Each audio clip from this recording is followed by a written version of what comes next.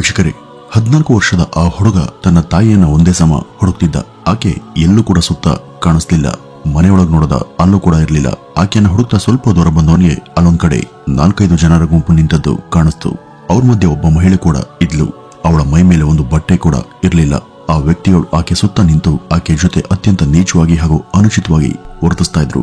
ಆಕೆ ಒಬ್ಬ ಮಹಿಳೆ ಅನ್ನೋದನ್ನು ಕೂಡ ಲೆಕ್ಕಿಸದೆ ಕಾಮಾಂದ್ರು ಆಕೆಯನ್ನ ಬಲವಂತದಿಂದ ವ್ಯವಸ್ಥೆಗೊಳಿಸಿ ಆಕೆಯ ದೇಹದ ಅಂಗಾಂಗಗಳನ್ನ ಸ್ಪರ್ಶ ಮಾಡಿ ವಿಕೃತ ಆನಂದವನ್ನ ಪಡ್ತಿದ್ರು. ಇದನ್ನೆಲ್ಲ ಆ ಬಾಲಕ ದೂರದಿಂದನೇ ನೋಡ್ತಿದ್ದ. ಆ ಮಹಿಳೆ ಬೇರೆ ಯಾರು ಕೂಡ ಆಗಿರ್ಲಿಲ್ಲ. ಅವನು ಅಷ್ಟೊತ್ತು ಹುಡುಕ್ತಿದ್ದಂತ ಅವನ ಸ್ವಂತ ತಾಯಿನೇ ಆಗಿದ್ಲು. ಅವಳ ದೇಹ ನಿಸ್ತೇಜವಾಗಿತ್ತು. ಆ ನಗ್ನ ಸ್ತ್ರೀ ದೇಹವನ್ನು ಹೊತ್ತು ಪಕ್ಕದ ಜಮೀನೊಂದರ ಮಧ್ಯೆ ತಂದಾಕ್ತಂತ ಆ ವ್ಯಕ್ತಿಗಳಲ್ಲಿ ಒಬ್ಬ ತನ್ನ ಬಟ್ಟೆಯನ್ನು ಕೂಡ ಬಿಚ್ಚಿ ಆ ದೇಹದ ಜೊತೆ ಕಾಮಕೇಳಿಯನ್ನು ನಡೆಸೋದಿಕ್ಕೆ ಮುಂದಾದ. ಅದನ್ನ ನೋಡ್ತಿದ್ದಂತ ಇತರರು ಅವನ ಮೇಲೆ ಅಸಮಾಧಾನದಿಂದ, ಎಷ್ಟು ಹೊತ್ತು ನೀನೊಬ್ನೇ ಆ ದೇಹದ ಮೇಲೆ ಹೊರಡಾಡ್ತೀಯ, ಇಲ್ಲಿ ನಾವು ಕೂಡ ಇದ್ದೀವಿ, ಮೇಲಿದ್ದೇಳು, ನಮಗೂ ಅವಕಾಶ ಕೊಡು ಅಂತ ಗದರಿದ್ರು. ಅದರಿಂದ ಬೇಸರಗೊಂಡಂತ ಅವನು ಕೂಡ ಸರಿ, ನಾನಿಲ್ಲಿಂದ ಹೊರಡ್ತೀನಿ, ನೀವೆಲ್ಲ ಇಷ್ಟ ಬಂದಂತೆ ಏನ್ ಬೇಕಾದ್ರೂ ಮಾಡ್ಕೊಳ್ಳಿ ಅಂತ ಎದ್ದು ಆ ಕಡೆ ಬರುವಷ್ಟರಲ್ಲಿ ಆ ಮಹಿಳೆಯ ಮಗ ಅಲ್ಲಿ ನಿಂತಿದ್ದನ್ನ ಗಮನಿಸಿದ್ದ. ಆಗ ತಕ್ಷಣ ವಾಪಸ್ ತನ್ನ ಗೆಳೆಯರ ಗುಂಪಿನ ಕಡೆ ಓಡ್ಬಂದಂತ ಅವನು ಈಕೆಯ ಮಗ ನಮ್ಮನ್ನೆಲ್ಲ ನೋಡಿದ್ದಾನೆಂತ ತಿಳಿಸಿದ್ದ. ಆ ಬಾಲಕನ ಮನೆಯಿಂದ ಸುಮಾರು 500 ಮೀಟರ್ಗಳ ಅಂತರದಲ್ಲಿ ಅವರಿದ್ರು. ಯಾವಾಗ ಅವ್ರಿಗೆಲ್ಲ ಈ ಬಾಲಕನ ಇರುವಿಕೆ ಬಗ್ಗೆ ಗೊತ್ತಾಯ್ತೋ ಆಗ ಮುಂದೆ ನಡೆದದ್ದು ಮಾತ್ರ ನಿಮ್ಮ ಕಲ್ಪನೆಯೂ ಕೂಡ ನಿಲುಕದಂತ ಘೋರ ಕೃತ್ಯ. ವೀಕ್ಷಕರೇ, ಏನಿದು ಘಟನೆ?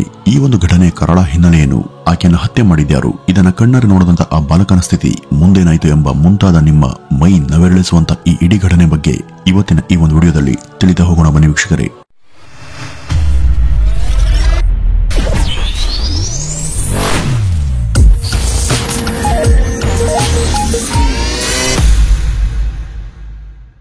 ವೀಕ್ಷಕರೇ, ಇದು ನಡೆದದ್ದು ಉತ್ತರ ಪ್ರದೇಶದ ಅಲಿಗಢ್ ಜಿಲ್ಲೆಯ ಒಂದು ಹಳ್ಳಿಯಲ್ಲಿ. ಅದು 2016ರ ಅಕ್ಟೋಬರ್ನ ಒಂದಿನ. ಅಲ್ಲಿ ಹೆಂಗಸೊಬ್ಳು ತಾನು ದಿನವೂ ಕೆಲಸಕ್ಕೆ ಬರ್ತಿದ್ದಂತ ಮನೆಗೆ ಎಂದಿನಂತೆ ಬಂದಿದ್ಲು. ಬಂದು ಅದರ ಬಾಗಿಲು ತೆಗೆದು ಒಳ ಹೊಕ್ಕಾಗ ಅಲ್ಲಿ 12 ವರ್ಷ ವಯಸ್ಸಿನ ಬಾಲಕಿಯೊಬ್ಬಳು ಪ್ರಜ್ಞಾಹೀನ ಸ್ಥಿತಿಯಲ್ಲಿ ಮಲಗಿದ್ದು ಕಂಡ್ಬಂತು.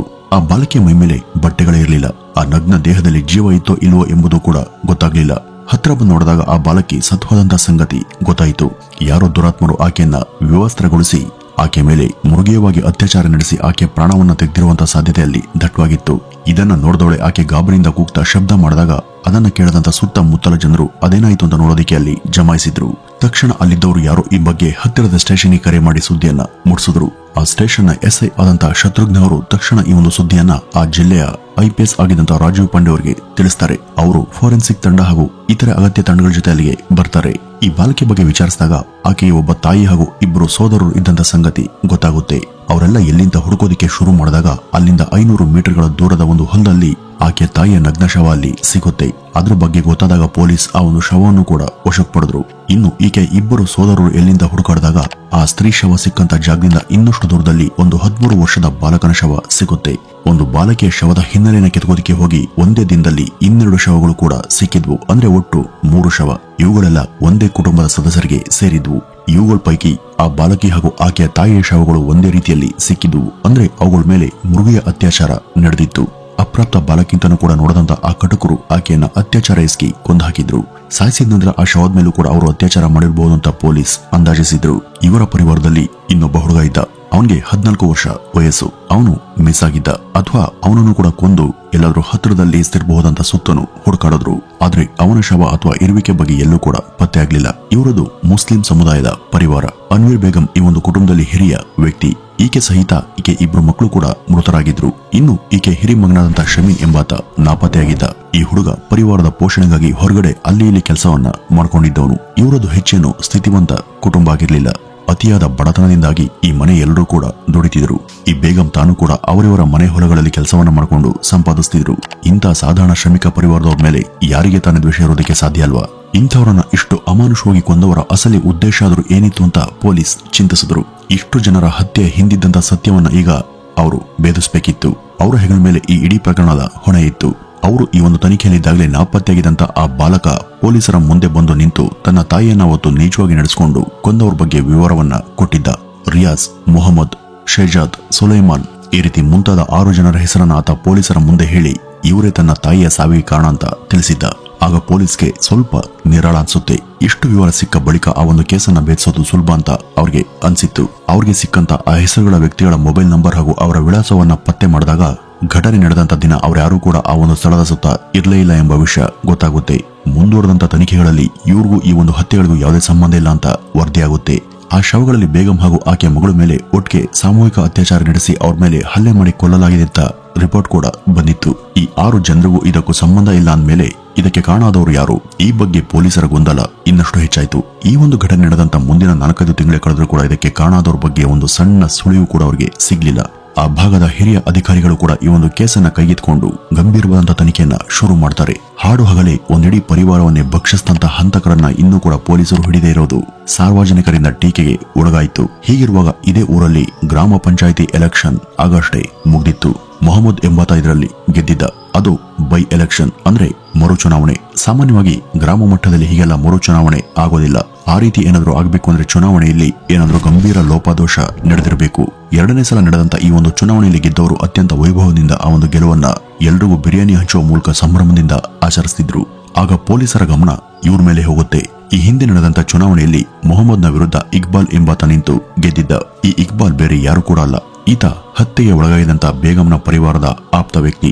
ಈ ರಾಜಕೀಯ ದ್ವೇಷಕ್ಕಾಗಿ ಅವನು ಗೆದ್ದ ದಿನನೇ ಸಂಚನ ಹೂಡಿ ಮೊಹಮ್ಮದ್ ಮತ್ತು ಅವನ ಚೇಲಗಳು ಇಕ್ಬಾಲ್ನನ್ನ ಹತ್ಯೆ ಮಾಡಿದ್ರು. ಇದೇ ವಿಷಯವಾಗಿ ಬೇಗಂಗೂ ಹಾಗೂ ಮೊಹಮ್ಮದ್ ಮತ್ತು ಆತನ ಗ್ಯಾಂಗ್ಗೂ ಗಲಾಟೆ ಕೂಡ ನಡೆದಿತ್ತು. ಈ ಇಕ್ಬಾಲ್ನನ್ನ ಕೊಂದ್ರೆ ಹೇಗೂ ಮರು ಚುನಾವಣೆ ನಡೆಯುತ್ತೆ, ಆಗ ತಾವೇ ಅಧಿಕಾರಕ್ಕೆ ಬರಬಹುದು ಅಂತ ಮೊಹಮ್ಮದ್ನ ಪ್ಲಾನ್ ಆಗಿತ್ತು.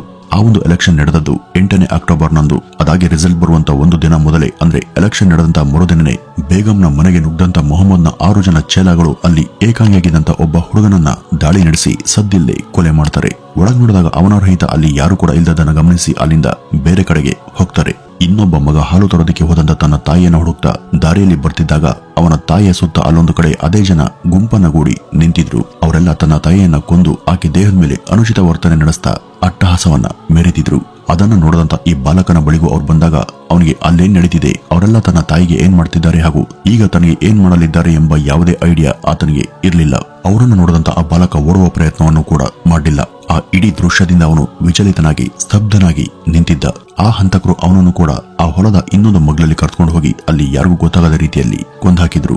ಇಷ್ಟರಿಂದಲೂ ಕೂಡ ತೃಪ್ತರಾಗದಂತ ಆ ವಿಕೃತ ರಕ್ತ ಪಿಪಾಸುಗಳು ಬೇರೆ ಯಾರದ್ದೋ ಮನೆಯಲ್ಲಿ ಕೆಲಸ ಮಾಡ್ಕೊಂಡಿದ್ದಂತ ಬೇಗಂರ 12 ವರ್ಷದ ಮಗಳಾದಂತ ಆ ಎಳೆ ಬಾಲಕಿಯ ಮೇಲೂ ಕೂಡ ಎರಗಿ ಅತ್ಯಂತ ಅಮಾನವೀಯವಾಗಿ ಅವಳ ಬಟ್ಟೆಯನ್ನು ಕಿತ್ತು ಬಿಸಾಡಿ ಆ ಒಂದು ಸ್ಥಳದಲ್ಲಿ ಅವಳ ಮೇಲೆ ಮಾರಣಾಂತಿಕ ಅತ್ಯಾಚಾರವನ್ನ ಮಾಡಿದ್ರು. ನಂತರ ಆಕೆಯನ್ನು ಕೂಡ ಕೊಂದಾಕಿದ್ರು. ವೀಕ್ಷಕರೇ, ಇಷ್ಟೆಲ್ಲ ಮಾಡೋದಕ್ಕೆ ಇವರು ಪಡೆದಂತ ಸುಪಾರಿ ಎಷ್ಟು ಗೊತ್ತಾ? ಕೇವಲ 13,000 ರೂಪಾಯಿ. ನಂತರ ಮರು ಚುನಾವಣೆಯಲ್ಲಿ ಮೊಹಮ್ಮದ್ಗೆ ಗೆಲುವು ಸಿಗುತ್ತೆ. ಖಾಲಿದ್, ಶಕೀಲ್, ಆಯುಬ್, ಬಬ್ಲು, ರಿಯಾಜುದ್ದೀನ್, ಜಾವೇದ್ ಮುಂತಾದ 10 ಜನರನ್ನ ಅಲ್ಲಿ ಪ್ರೈಮ್ ಆರೋಪಿಗಳು ಅಂತ ಪಟ್ಟಿ ಮಾಡಿ ಪೊಲೀಸ್ ಅವರ ಬೇಟೆಗಿಳಿಯುತ್ತೆ. ಇವರು ಸಿಕ್ಕ ಬಳಿಕ ಮುಂದಿನ ವಿಚಾರಣೆಯಲ್ಲಿ ಅವರು ಕೂಡ ತಮ್ಮ ತಪ್ಪನ್ನ ಒಪ್ಕೊಳ್ತಾರೆ.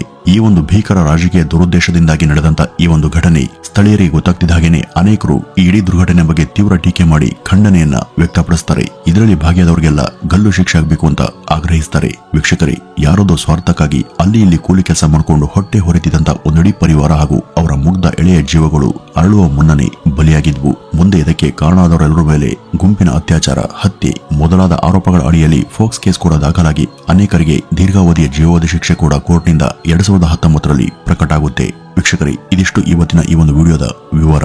ಇನ್ನು ಈ ಒಂದು ಮನಕಲಕುವಂತ ಘಟನೆ ಬಗ್ಗೆ ನಿಮ್ಮ ಅಭಿಪ್ರಾಯ ಏನಂತ ಕಮೆಂಟ್ ನ ಮೂಲಕ ತಿಳಿಸಿ ಅಂತ ಹೇಳ್ತಾ ಈ ಒಂದು ವಿಡಿಯೋವನ್ನ ಇಲ್ಲಿಗೆ ಮುಗಿಸೋಣ. ನಮಸ್ಕಾರ.